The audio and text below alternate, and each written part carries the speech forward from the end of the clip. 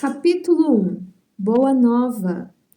Os historiadores do Império Romano sempre observaram com espanto os profundos contrastes da gloriosa época de Augusto. Caio Júlio César Otávio chegara ao poder não o bastante o lustre de sua notável ascendência, por uma série de acontecimentos felizes. As mentalidades mais altas da antiga república não acreditavam no seu triunfo, aliando-se contra a usurpação de Antônio com os próprios conjurados que haviam praticado o assassínio de seu pai adotivo. Suas pretensões foram sempre contrariadas por sombrias perspectivas.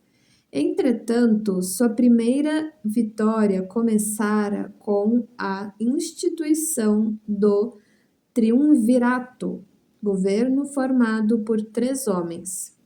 E em seguida, os desastres de Antônio no Oriente lhe abriram inesperados caminhos, como se o mundo pressentisse uma abençoada renovação de valores no tempo. Em breve, todas as legiões se entregavam sem resistência ao filho do soberano assassinado. Uma nova era principiara com aquele jovem enérgico e magnânimo.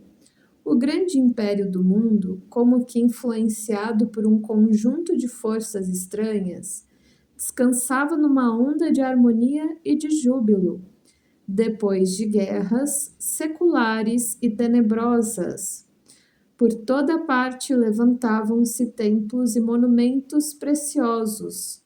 O hino de uma paz duradoura começava em Roma para terminar na mais remota de suas províncias, acompanhado de amplas manifestações de alegria por parte da plebe anônima e sofredora. A cidade dos Césares se povoava de artistas, de espíritos nobres e realizadores. Em todos os recantos permanecia a sagrada emoção de segurança, enquanto o organismo das leis se renovava, distribuindo os bens da educação e da justiça. No entanto, o inesquecível imperador era franzino e doente.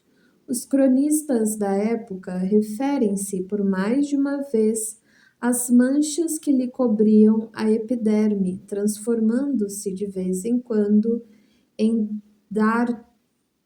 dartros, nome genérico para acne, eczema, urticária, impetigem, etc. Dolorosos. Otávio nunca foi senhor de uma saúde completa.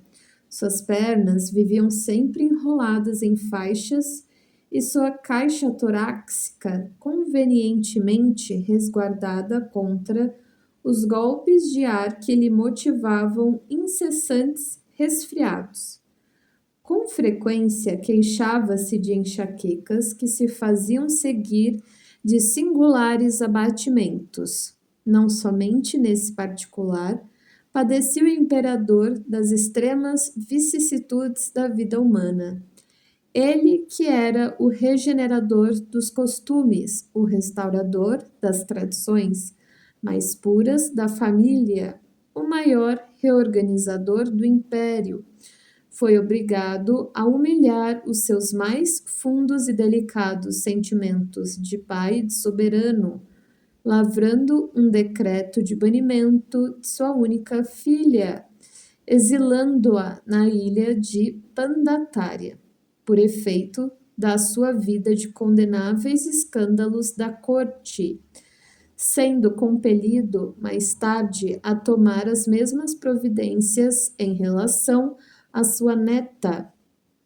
Notou que a companheira amada de seus dias se envolvia na intimidade doméstica em contínuas questões de envenenamento dos seus descendentes mais diretos, experimentando ele assim na família a mais angustiosa ansiedade do coração.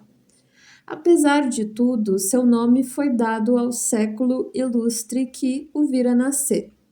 O reinado de Augusto marca uma das épocas mais brilhantes da história romana. Época de valorização das letras e das artes. Século de Augusto. Seus numerosos anos de governo se assinalaram por inolvidáveis iniciativas. A alma coletiva do império nunca sentira tamanha impressão de estabilidade e de alegria. A paisagem gloriosa de Roma jamais reunira tão grande número de inteligências. É nessa época que surgem Virgílio, Horácio, Ovídio, Salústio, Tito Livio e Mecenas como favoritos dos deuses. Em todos os lugares lavravam-se mármores soberbos, esplendiam jardins suntuosos, erigiam-se palácios e santuários, protegia-se a inteligência, criavam-se leis de harmonia e de justiça, num oceano de paz inigualável. Os carros de triunfo esqueciam, por algum tempo, as palmas de sangue e o sorriso da deusa Vitória não mais se abria para os movimentos de destruição e morticínio. O próprio imperador, muitas vezes, em presidindo as grandes festas populares, com o coração tomado de angústia pelos dissabores de sua vida íntima, se surpreendeu testemunhando o júbilo e a tranquilidade geral do seu povo, e, sem que conseguisse explicar o mistério daquela onda interminável de harmonia, chorando de comoção quando, do alto de sua tribuna dourada, escutava a famosa composição de Horácio, em que se destacavam estes versos de morredoura beleza: ó sol fecundo, que com teu carro brilhante abres e fechas o dia, que surge sempre novo e sempre igual, que nunca possa haver algo maior do que Roma. É que os historiadores ainda não perceberam, na chamada época de Augusto, o século do Evangelho ou da Boa Nova. Esqueceram-se de que o nobre Otávio era também homem e não conseguiram saber que no seu reinado a esfera do Cristo se aproximava da terra, numa vibração profunda de amor e de beleza. Acercavam-se de Roma e do mundo não mais espíritos belicosos como Alexandre ou Aníbal, porém outros que se vestiriam dos andrajos dos pescadores para servirem de base indestrutível aos eternos ensinos do Cordeiro. Imergiam nos fluidos do planeta os que preparariam a vinda do Senhor e os que se transformariam em seguidores humildes e imortais dos seus passos divinos. É por essa razão que o ascendente místico da era de Augusto se traduzia na paz e no júbilo do povo que, instintivamente, se sentia no limiar de uma transformação celestial. Ia chegar à terra o sublime emissário, sua lição de verdade e de luz ia espalhar-se pelo mundo inteiro, como chuva de bênçãos, magníficas e confortadoras. A humanidade vivia então o século da Boa Nova. Era a festa do noivado a que Jesus se referiu no seu ensinamento imorredouro. Depois dessa festa dos corações, qual roteiro indelével para a concórdia dos homens, ficaria o Evangelho como o livro mais vivaz e mais formoso do mundo, constituindo a mensagem permanente do céu entre as criaturas em trânsito pela terra, o mapa das abençoadas altitudes espirituais, o guia do caminho, o manual do amor, da coragem e da perene alegria.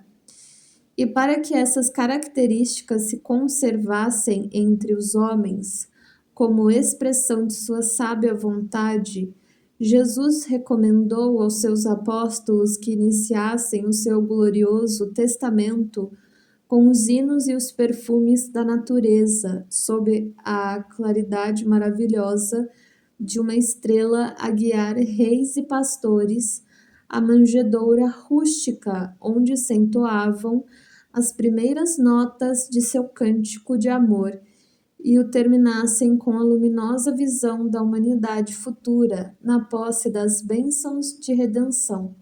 É por esse motivo que o Evangelho de Jesus, sendo o livro do amor e da alegria, começa com a descrição da gloriosa noite de Natal e termina com a profunda visão da Jerusalém libertada, entrevista por João nas suas divinas profecias do Apocalipse.